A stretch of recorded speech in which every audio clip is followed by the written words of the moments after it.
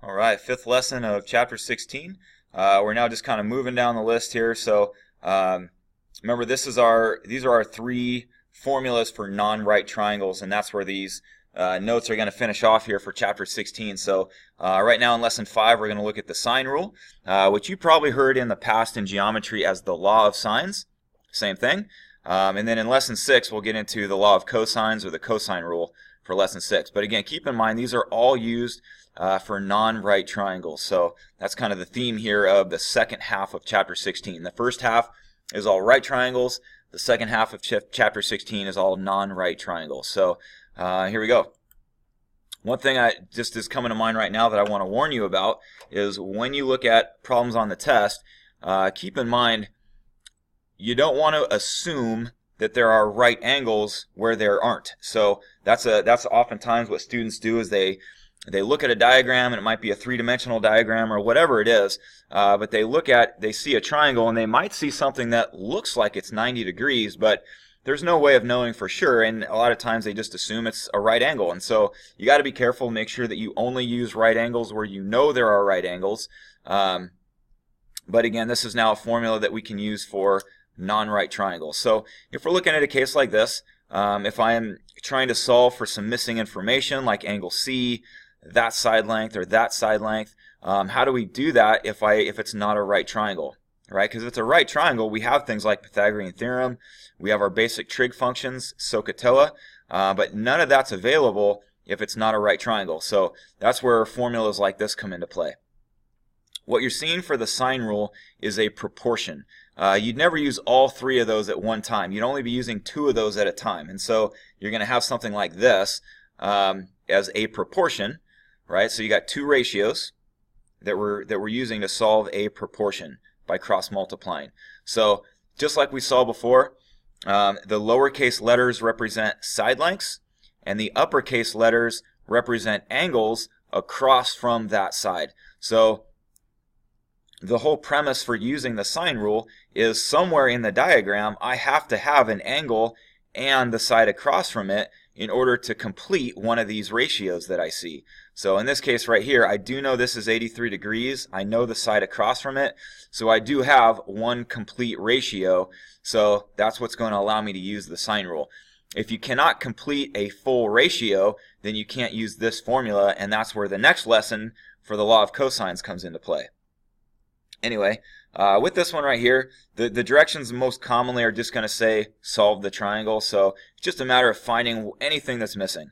In this case, the easiest thing to find is angle C, because if you know two of the angles, we can just subtract those from 180 in order to get the third angle. So right off the bat, we know angle C is going to be 50 degrees because I am, again, subtracting the other two angles from 180. But anyway, so let's just say you wanted to find side BC. So using that scenario that I see here, I have a side length of 23.8. And it is across from angle 83 degrees. And so I have one complete ratio right there. So I always need one complete ratio and then one incomplete ratio so that I can solve for whatever I want to solve for. So in this case, if I wanted to solve for side BC, so side BC can go right there. The angle across from that is 47 degrees. So I have the sine of 47. So again, I have three of the four parts, which is what's necessary here. So now I can just cross multiply and solve for BC. So I'm going to multiply my sine 47 over to the left. So I got the 23.8 times sine 47. And I'm just going to leave the sine 83 on bottom for now because that isolates BC. And all that left side can now go into my calculator to solve for BC. So anyway, if you punch all that in, we're going to find that side BC is about 17.5 units. One thing I always encourage is anytime you find out some information like this, draw it into the diagram just so that you can clearly see what you have and what goes where in order to find whatever else is missing. So it's going to add some clarity when you go to set up another proportion here if you fill in the stuff into your diagram. So moving on, we got to find side AB. That's the only other piece of information we don't know. So to do that, side AB is obviously going to go with the 50 degrees that I see here. So that's going to be my incomplete ratio. For the completed ratio, I can either use those two numbers right there, or I can use those two numbers right there. The one thing I always recommend is trying to use given information, not stuff that you came up with, just in case you made a mistake somewhere. So I'm going to use the numbers that were given to me for my completed ratio. So I have the 23.8 over sine 83. So there's my complete ratio. I need to now match that up with an incomplete ratio. So we're going to go for side AB right here. So I'm looking for side AB, which is across from a 50-degree angle. So sine 50 goes below it. And again, I can just now cross multiply to solve for AB. So similar to what I did here, I'm just going to multiply sine 50 over to the left. So for this case, I got my sine of 50 times 23.8, and I'm just going to leave the sine 83 there for now because that isolates my AB.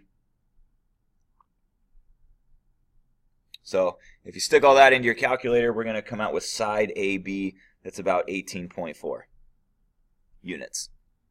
So again, guys, the idea on this is you're just solving for everything that's missing. So it's just a matter of making use of whatever information they give you, and you just fill in the rest using information like this. So let's move on to one more example. So for example 2, I tried to give you just a little different scenario. If you notice example 1, they gave you 2 angles and 1 side. In example 2, they're giving me 2 sides and 1 angle. So just a little different scenario on this one. In this case, remember, to use the law of sines, the one thing that must be true is you have one completed ratio. You must know an angle and the side across from it in order to use the law of sines. We have that here, so I know I'm free to use the law of sines. So let me start with my completed ratio. I have a 92.4 side length across from a 42-degree angle, so sine 42. So there's my completed ratio. And now I can match that up with an incomplete ratio. Obviously, I know this is 28.7, so I'm going to need to solve for angle A on my next move here. So I got the 28.7 side length. So sides go on top, angles go on bottom. I'm going to match that up with sine A. I don't know the angle, so that's what we're solving for. One thing to keep in mind is how have we solved for angles in the past? Right? Remember, that always takes an inverse trig function to solve for an angle measure. So I know ultimately at the end of this, I'm going to need an inverse sine function to make this work out for angle A. So if I cross multiply, so I'm going to multiply the sine A over to the left. So I'm looking at 92.4 sine A equals 28.7 times sine 42.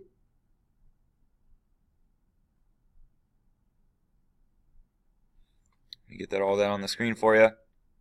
So if I cross multiply, I'm looking at that setup right here. To get sine A by itself, I'm going to divide my 92.4 over. So I'm looking at this setup.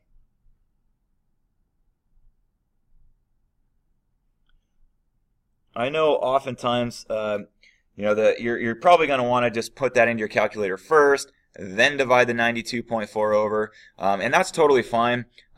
Personally, I try to do as much as I can by hand before I go to the calculator. I just think it's a little safer path, but whatever gets you the right answer, then ultimately keep in mind, after I get this number, I'm going to have to do the inverse sine of this in order to get my angle measure. So ultimately, here's what I'm going to see in my calculator is the inverse sine of all of this. So I got my 28.7 sine 42 all over 92.4.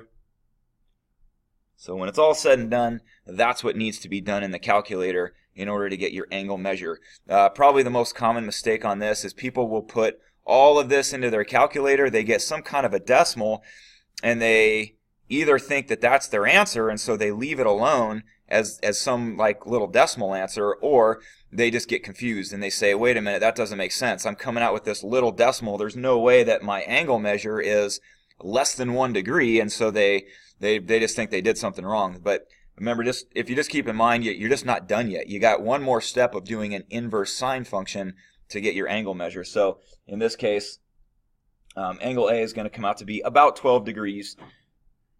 And I'm just going to go to the nearest degree. That's pretty common to be asked to round your angles to the nearest degree.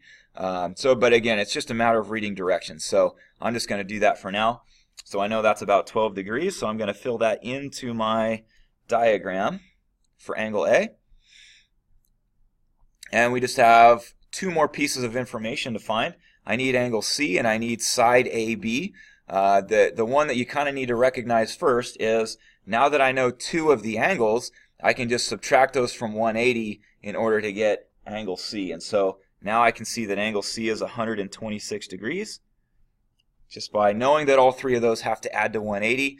And now I can do one more law of sines process here in order to get side AB. So let me kind of section off what I'm doing right now.